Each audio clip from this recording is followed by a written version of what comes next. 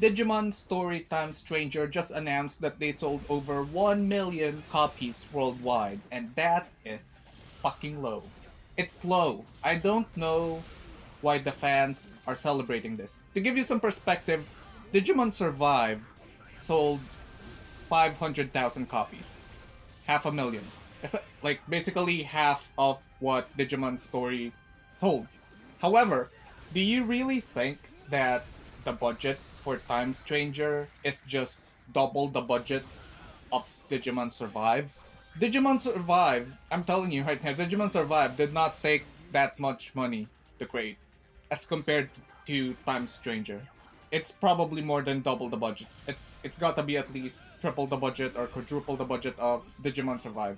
Time Stranger costs a lot more. You can see it from the differences between the two, where Survive is more like it's really more of a story game rather than your traditional turn-based one. So what I mean is it's more like a visual novel. Budgets aren't indicative of quality, but you can really see the budget in Time Stranger is way more than what they had in Survive.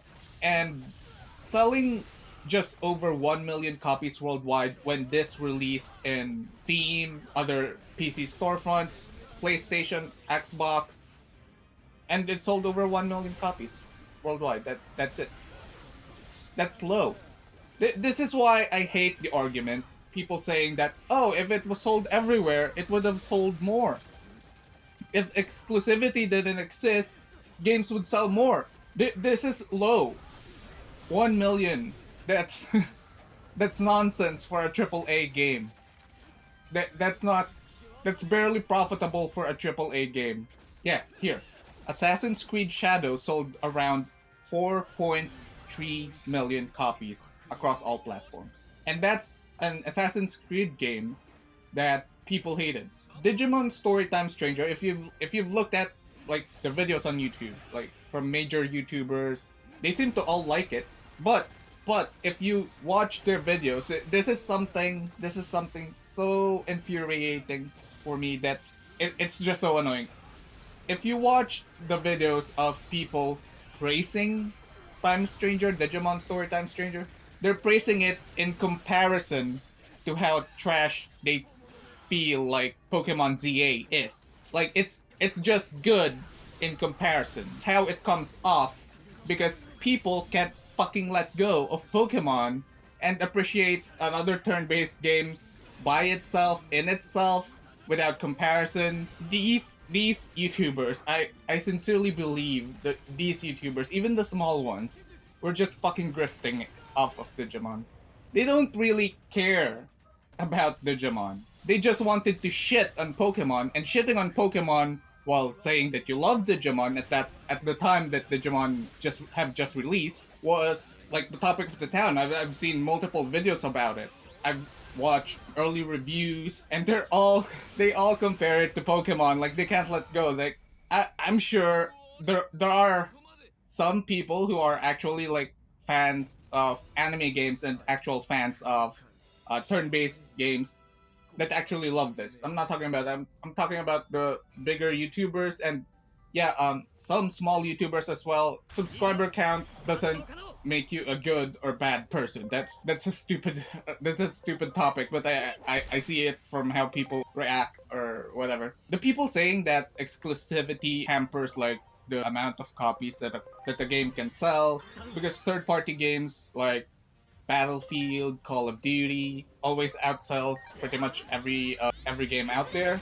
No, it's a very different topic. There's a how do you call this? Battlefield and Call of Duty are very good for casual gamers because essentially it's point and click. Yeah, run, hide behind cover, but essentially point and click. That's it. There's no language barrier. There's nothing to understand much about it. It's a pretty universal thing. It's a universal gameplay. Basically, what I'm saying is FPS is the most approachable. Like, regardless of what language you speak, you can play an FPS game. You'd understand it. Other genres like this, yeah, it takes more. You have to understand what's going on. In any case, back to the topic. Enough of the tangent. In comparison to Digimon Story selling over 1 million, we've compared it so far to Assassin's Creed Shadows, which sold over 4.3 million, and Pokemon Legends ZA, from what you can tell from YouTube videos, basically the most hated Pokemon game there is, sold 5.8 million copies during launch week. The first week that it was released, it sold 5.8 million copies. If you just stick to the echo chamber of stupid YouTubers grifting off things that you actually like, you're gonna think that, wow, Digimon Story probably outsold Pokemon ZA. No, it's not a good endorsement for like actual YouTubers who were trying to endorse this to beat Pokemon because Pokemon needs to learn their lesson, blah blah. It's not a good endorsement for a game, for a gaming community to actually just shit on another community and tell them, "Oh, our game's better. You should just buy our game, you stupid person." Like, what kind of community is that? And the problem is the Digimon community actually welcomed this. At least the Digimon community who are always on YouTube in the comment section, they actually welcome this. Like, and a lot of people, I'm telling you right now, a lot of people in those comment sections, the actual people who are just fans of the YouTubers that they watch, a lot of people who said that, wow, Digimon Story Time Stranger is so much better than Pokemon ZA. Those people who were never fans of Digimon, I bet you, they didn't buy this game. They didn't. They just said, oh yeah, it's so much better than Pokemon ZA. Fuck Pokemon. But they still didn't buy it, so it means nothing. It means nothing. What you say, what you feel doesn't really mean anything.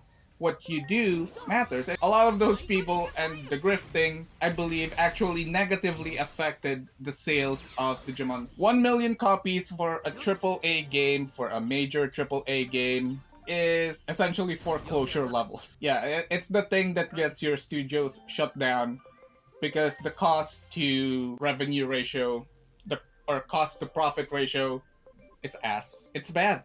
1 million copies for a game that's so much better than Digimon Survive, which sold 500,000, with probably at least 3 times the budget of Digimon Survive, and it only sold twice as. That's very disappointing. In general, anime games don't really sell that much. A lot of people are saying, oh, well, you shouldn't compare anime games to non-anime games in terms of sales. Nope, I'm going to compare them. I don't care.